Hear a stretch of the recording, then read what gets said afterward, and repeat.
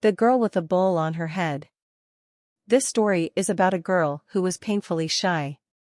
Her shyness was all the more surprising because the gods had blessed her with attractive looks. She had a beautiful face, long dark hair, and large, bashful brown eyes. Perhaps her shyness came from her parents, who were both natural-born worriers. As if they did not have enough real problems to worry about, they fretted that their daughter was too beautiful. Too much of a good thing, said the father to the mother, is actually a bad thing. Good fortune only makes other people jealous. Heaven knows, our daughter is so pretty that even the gods might envy her face. Husband, you are too right, agreed the mother. I foresee that our daughter's beauty will be her downfall. A young man will take one glance at her face and want to marry her for all the wrong reasons. When her beauty fades, so will his love for her. A man should choose a woman for her heart, not just her looks. But there was little chance of the girl meeting any boy, good or bad. Their cottage was in the woods, away from other people. Her parents chose to live in solitude because they thought that, generally speaking, people were bad. The parents were so worried about the girl's good looks, and 1,000 other matters, that they didn't notice that they were getting poorer and poorer until it was almost too late. One day, the mother woke up to the sad truth of their poverty. So, she called her daughter and said, "Your father and I are growing old, and we are practically penniless. Of course, we can survive off the vegetables from the garden, but this is no life for a young girl. The time has come to send you out to the city of Kyoto to find work. It will be horrible, and you will have to work long boring hours for little pay, but at least you will be able to afford some new stockings, and perhaps you might have a few pennies left over to send to your poor parents." But, stuttered the father, "we can't send our little girl out into the world. Her beauty will get her into no end of trouble. I hear the most terrible things about the fair city of Kyoto." The mother tooted and fretted because she felt that her husband's fears were correct. Then, at last, she came up with a solution. She took a large wooden rice bowl and placed it on her daughter's lovely head. The bowl was like a hat, only much heavier, and it came down over the girl's eyes and nose. "There," said the mother. "This bowl solves all your problems. Nobody will notice your unfortunate beauty with this over your head."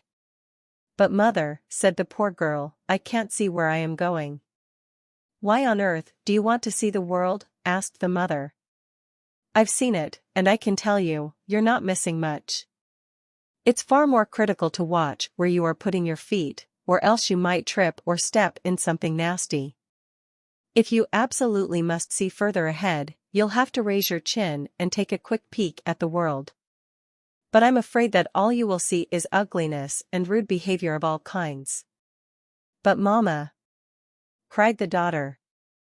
"No, but Mama. You must promise me never to take the bowl off your head until you marry an honest man." "But what man will want to marry me if I have a bowl on my head?" asked the daughter in despair. "I don't know the answer to that, but you will figure out something. Now, do you promise me faithfully that you will not take the bowl off until then?" As the girl was very dutiful to her parents, she promised her mother that she would not take the wooden rice bowl off her head until the time was right. And so, wearing this strange garment, she bowed to her parents and wished them goodbye. Before she could reach the big wide world, she had to pass through an enchanted part of the wood. As she went on her way, watching her steps, she did not notice the fairy children running between the trees. The magical creatures giggled at the strange sight of a girl with a bowl on her head. "Poor thing, shall we help her?" asked one of the fairy children. "After all, we have magic, and we can help or hinder anyone we want to." No, let's have some fun with this girl. We can make the bowl stick on her head so it won't come off at all," said a bad fairy with a cruel laugh. "Well, all right," said a nice fairy, "but she has a good heart, so we should make sure everything works out for her in the end." Perhaps it was because the bowl came over her ears, but the girl heard none of this magical chatter about her fate. She pressed on through the wood until she reached the road that led to the fair city of Kyoto. Now people started to notice her. Some women putting out washing waved their arms and called out, "Maiden, why do you hide your face? Is it hideous?" Some children ran after her, jumping up and trying to flick the bowl from her head, but she kept walking, and the bowl stayed firmly in place because the bad fairy had stuck it there. Now and then, she stopped at a big house or at a farm to ask for work, but nobody wanted to employ the oddly dressed creature.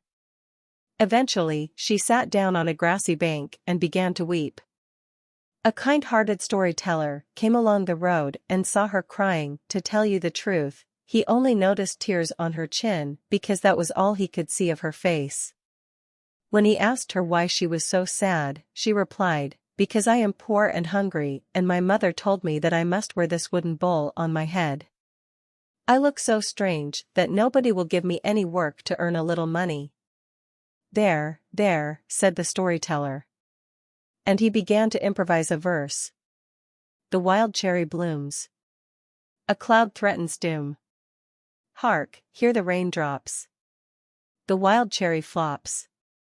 The world's a sad place when she hides her sweet face. But listen to what I say. The cloud will blow away. The sun shall shine. And the cherry will be just fine. Now, if I say so myself, isn't that a fine ditty I just made up? Exclaimed the storyteller. The girl smiled faintly under the wooden rice bowl. The storyteller went on, "I'd better tell it again soon, before I forgets how it goes.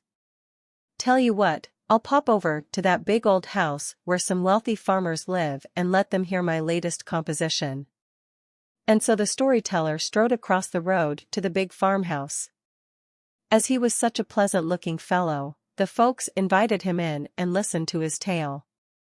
"What do your words mean?" asked the master of the house.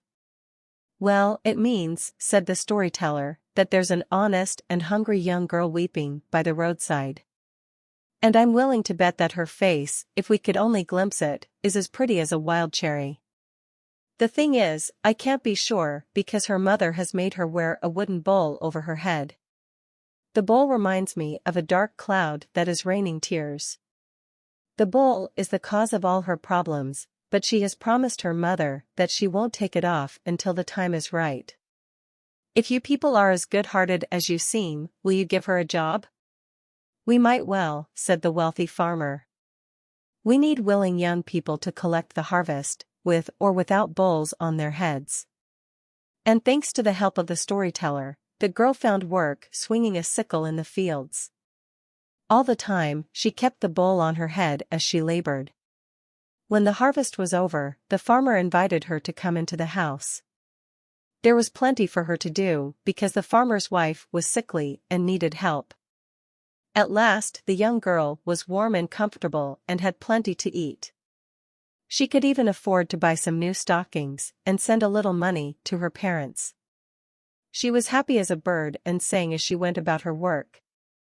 But still, she kept the wooden bowl on her head because she had promised her mother not to take it off until the time was right. Towards New Year, she helped prepare the house for a party. The eldest son of the family was coming home from fair Kyoto to stay with his parents. And what a party they held when the young man arrived. The family and their friends feasted and danced, played games and sang. Meanwhile, the girl cooked and cleaned in the kitchen, still with a wooden bowl on her head. When it was late, the son of the house came into the kitchen in search of more sake. And who do you think he saw? The girl was sitting on a pile of wood with a wooden bowl on her head. "What kind of New Year's costume do you call that?" he asked. The girl blushed under her bowl. "Take it off so I can see your face," demanded the young man. But the girl only shook her head. When the son returned to the family, he inquired about the shy girl with a wooden bowl on her head, and he heard her story. He laughed, but he was intrigued. Over the next few days, he did his best to catch a glimpse of her face, but failed in his efforts. The new year was over, and everyone expected the son to hurry back to his exciting life in the fair city of Kyoto. One of his aunts happened to ask him, "Isn't there some pretty face that you are hungry to feast your eyes on?" "Why yes," replied the son. "I want above all else to see the face of the girl with a bowl on her head." The aunt laughed and said, "I am sure you will be disappointed. If she were pretty, she wouldn't be covering up her face." "Auntie, with all respect, I disagree," insisted the boy. "Indeed, I am so sure that she is beautiful, that I am willing to marry her if that is the only way I can persuade her to take the wooden bowl off her head. And even if I am wrong, and her face is not pretty, what do I have to lose? For it is clear that she is an honest girl with a good heart, and I would rather marry her than any of the fine girls of Kyoto." When the aunt reported this gossip back to his parents, they thought their son must be joking. They called him, and he insisted that he was earnest. They were horrified. The boy marched into the kitchen, where he humbly asked the girl with a bowl on her head for her hand in marriage. At first, the girl refused, because she thought he was joking. For the next few days, he repeated his request, and she still refused, because she did not want to upset his parents, who had been kind to her. But then, one night in a dream, her mother spoke to her and told her that everything would work well if she agreed to marry the boy. So in the morning, when he asked her again, this time she said, yes. Oh, how that set the tongues wagging of all the boy's aunties, uncles, cousins, and neighbors. The morning of the wedding arrived, and the village maidens came to prepare the girl for her big day. They dressed her in a robe of white brocade with a trailing hakama of scarlet silk. On her shoulders, they hung a cloak of blue, purple, and gold. Now she looked the fairy tale bride. Apart from one thing, there was still a wooden bowl on her head. "Off with that silly nonsense," said the girls, and they tried to pull off the bowl. But the bowl would not budge, however hard they tugged. "What kind of witchcraft is this?" asked the girls. "Ah! Let me be!" cried the poor bride, "you're giving me a headache." As they were already late, they rushed the girl with a bowl on her head to the wedding ceremony. Some of the family members objected when they saw her headdress. The groom clapped his hand and exclaimed, "A bowl doesn't bother me. On with the wedding." So they poured the sake from the silver bottle, and the two of them drank the mystic 3 times 3 that made them man and wife.